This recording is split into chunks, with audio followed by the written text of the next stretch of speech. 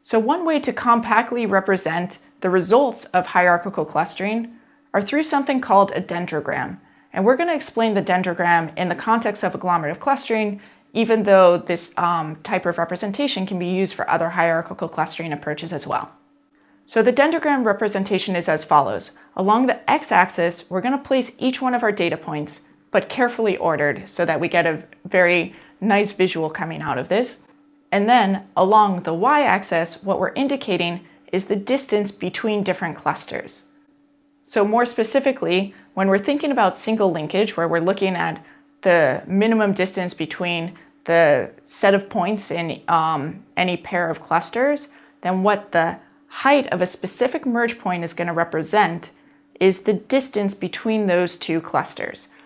So let's describe this a little bit more, where if we look at a given merge point, and below that we have two separate trees, each one of those trees is going to represent a different cluster. So in this example, we have this blue cluster.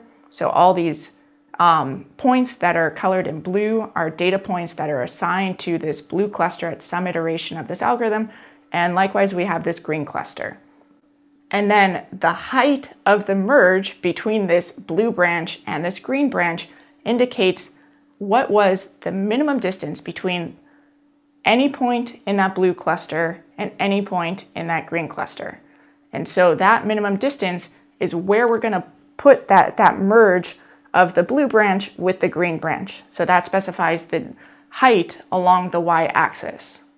And so throughout this tree, we're seeing the different clusters that are present and the distances between these clusters as different merges were made throughout the algorithm, going from every data point being in its own cluster all the way to all the data points being in one cluster. And likewise, if we look at any path down this dendrogram, what that indicates is the cluster membership of a given data point throughout all the different merge steps. So what cluster that data point belonged to, and the sequence of merges made for those clusters. So in summary, we see that the dendrogram is able to capture all the critical elements of the hierarchical clustering result. So what are the different cluster memberships, which clusters merge with which, and what were the distances between those clusters at the point at which they merged.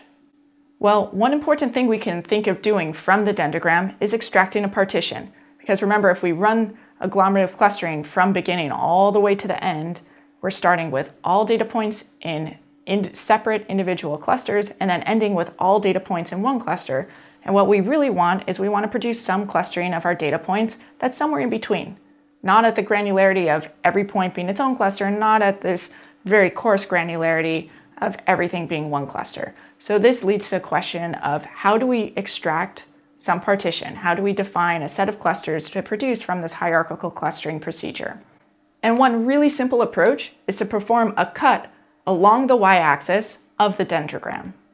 Then every branch that crosses this line that we chose is going to define a separate cluster. So in this example, we have this fuchsia cluster, blue, green, orange, and gray clusters. But remember, in this visualization, each of these data points, this just represented different data indices in our data set.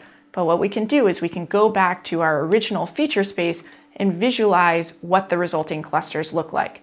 So if our data were just in 2D, like all the examples we've been given because of our nice 2D slide representation, this might be the clustering associated with the cut that we showed on the previous slide here.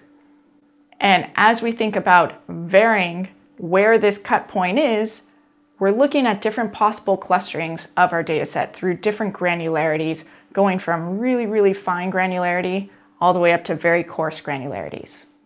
So let's spend a little time thinking about what it means to cut the dendrogram at some level D star.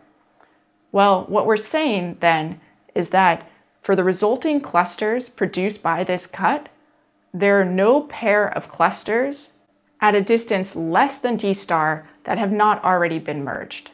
So that means that D star is the minimum distance between our clusters at this level of the clustering.